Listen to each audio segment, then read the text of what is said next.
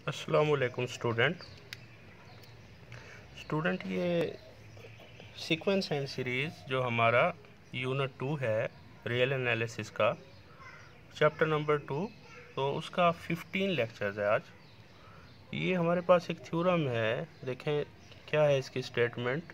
ये सीरीज़ आपको एक इन्फिनाइट सीरीज़ दी गई है।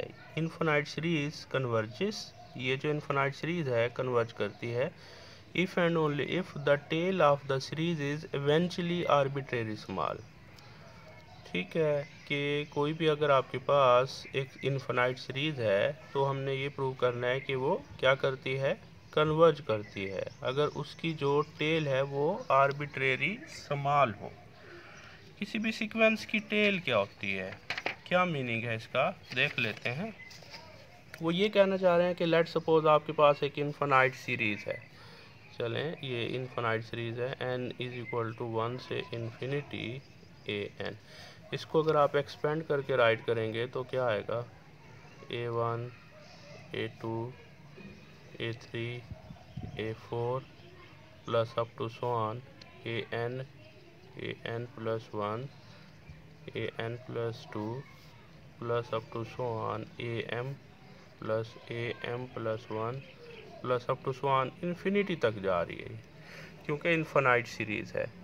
तो टेल ऑफ द सीरीज जो है ना, वो एवेंचुअली स्मॉल का क्या मीनिंग है।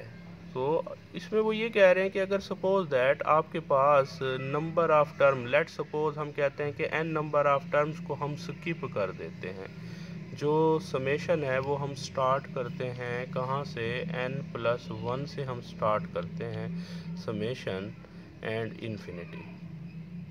तो ये ए आई, तो ये जो टेल है मीन के जो आपने स्किप कर दी है टर्म में, तो ये जो टेल है अगर ये आपके पास क्या करती है, कन्वर्ज करती है, तो मस्ट है जो इन्फिनाइट सीरीज है itself as a whole पूरी कंप्लीट वो भी कन्वर्ज करेगी।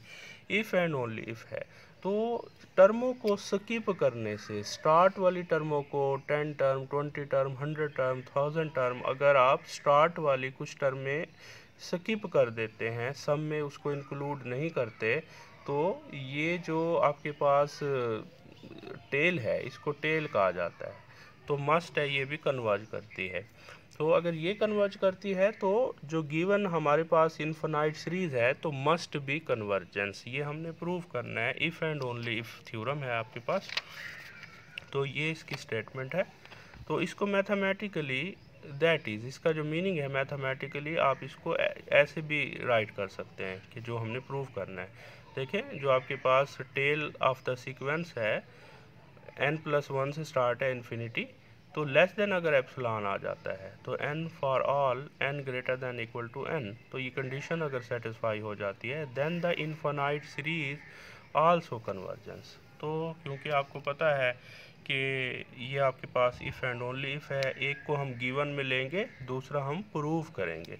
चलें, हम सपोज कर लेते हैं, लेट करते हैं कि ये जो इन्फिनाइट सीरीज़ है बी कन्वर्जेंट। ठीक हो गया है। तो कोई भी आपके पास इन्फिनाइट सीरीज़ कब कन्वर्ज करती है, जब उसका पार्शियल nth सम जो है कन्वर्ज करता है।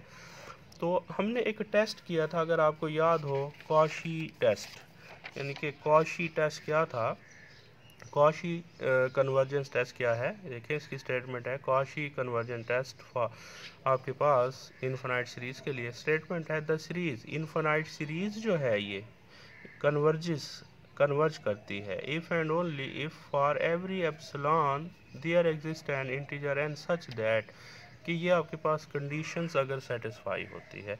तो बेसिकली ये क्या है, ये आपके पास फिनाइट नंबर ऑफ टर्म्स का सम है।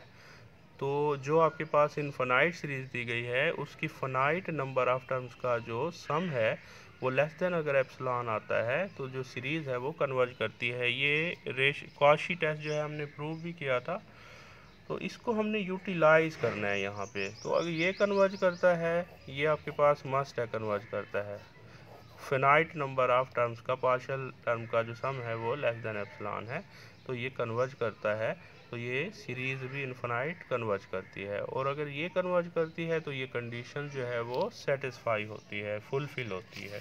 चलें देख लेते हैं, इसका प्रूफ देख लेते हैं।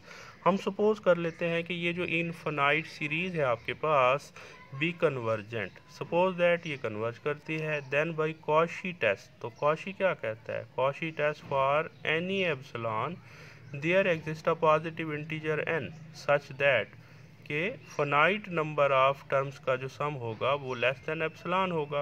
ये आपके पास बाय कॉशी टेस्ट है। चलें इसमें हम क्या कर रहे हैं, ये जो आपके पास n है इसको फिक्स किया जा सकता है, मीन के आप इसे जहाँ तक आप रखना चाहें। ये n कैपिटल m, ये स्मॉल m, ये small m n and n, ये आपके पास काउंटिंग नंबर्स हैं बेसिकली, और m जो है इन तमाम n और n से ग्रेटर है।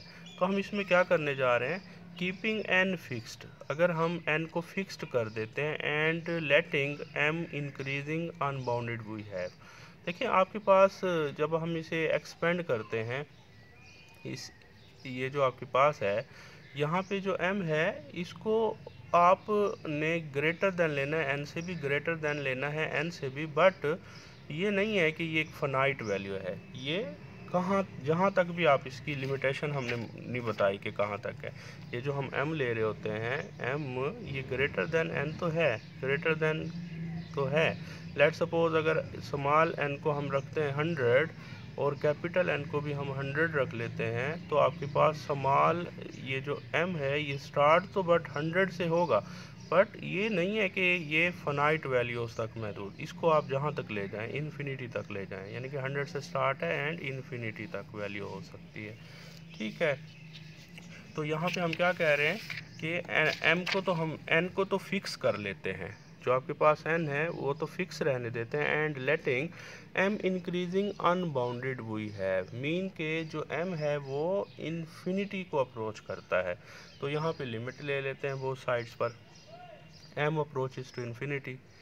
ठीक हो गया, n जो है वो फिक्स रहने देते हैं। चलें अब ये आपके पास क्या आ जाएगा, लिमिट आप अप्लाई कर दें, क्यों, बिकॉज m की लिमिट है तो m की जगह पे इन्फिनिटी आ जाएगा। तो ये आपके पास कंडीशन सेटिस्फाई हो जाएगी जो हमने प्रूव करना था। टेल ऑफ द सीक्वेंस जो है, टेल ऑफ द सीरीज जो है वो कन्वर्ज कर गई है। ठीक है, तो ये कंडीशन सेटिस्फाई होगी। कन्वर्सली ले लेते हैं, कन्वर्सली में क्या होगा, कन्वर्सली में हम सपोज करेंगे, कन्वर्सली में कि suppose that the tail of the series जो है वो कन्वर्ज करती है, और शो करेंगे एज ए होल जो कंप्लीट जो आपके पास इनफिनाइट सीरीज़ है वो भी क्या करेगी, कन्वर्ज करेगी। तो कन्वर्सली है, लेट करते हैं for any epsilon there exist a positive integer n such that, कि ये कंडीशन सेटिस्फाई होती है कि टेल ऑफ द सीक्वेंस जो है वो कन्वर्ज करती है, ये कंडीशन सेटिस्फाई हो जाती है।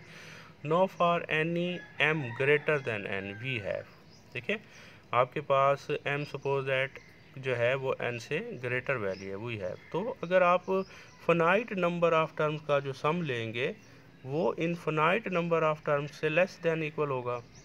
ठीक है, ऐसे ही है ना कि ये फाइनाइट नंबर ऑफ टर्म्स है ना, और ये इनफिनाइट नंबर ऑफ टर्म्स हैं, तो ये से लेस होगा। इसको अगर आप समेशन फॉर्म में लिखेंगे तो ये आ जाएगा, इसको समेशन फॉर्म में लिखेंगे तो ये आ जाएगा, और गिवन है कि ये सारी वैल्यू किससे लेस है, ये एप्सिलॉन से लेस है।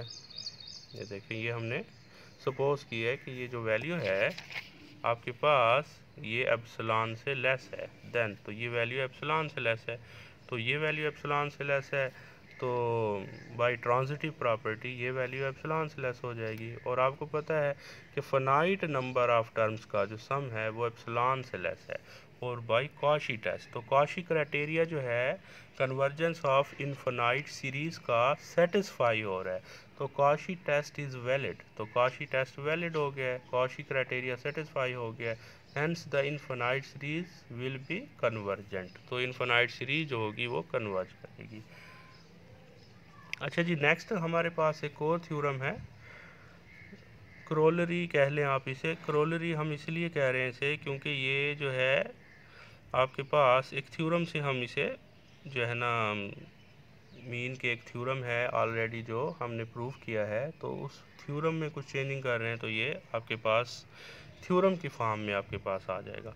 तो इसको टी नॉट कॉशी टेस्ट भी कहते हैं। स्टेटमेंट इसकी क्या है? Statement if the infinite series, अगर आपके पास इनफाइनाइट सीरीज है, कन्वर्जेस, देन प्रूव क्या करेंगे कि limit n approaches to infinity a n is equal to must भी क्या होगा? ज़ीरो होगा, कि जर्नल टर्म की जो लिमिट होगी वो ज़ीरो होगी। ये प्रूव करना है, तो बहुत इजी है। देखें, प्रूफ में क्या करेंगे हम? सिंस गिवन क्या है? सिंस द सीरीज़, ये जो आपको सीरीज़ दी गई है इज़ कन्वर्जेंट, तो अगर ये सीरीज़ कन्वर्ज करती है तो by definition of convergence of series the sequence S n जो होगी of partial sum is Cauchy. ठीक है ना? तो यानी कि ये सीरीज़ कन्वर्ज कर रही है। अगर ये सीरीज़ कन्वर्ज कर रही है तो उसका पार्शियल एनथ सम कन्वर्ज करेगा। पार्शियल एनथ सम कब कन्वर्ज करेगा? अगर वो कॉशी क्राइटेरिया को सेटिस्फाई करेगा। देन और कॉशी क्राइटेरिया क्या होगा? Cauchy test for convergence of infinite series. For given epsilon there exists a positive integer and such that कि आपके पास m अगर greater than equal to n है और n greater than equal to n है, we have, तो हमारे पास ये कंडीशन सेटिस्फाई हो जाएगी। For finite number of terms का जो सम होगा वो किसी एप्सिलॉन से क्या होगा?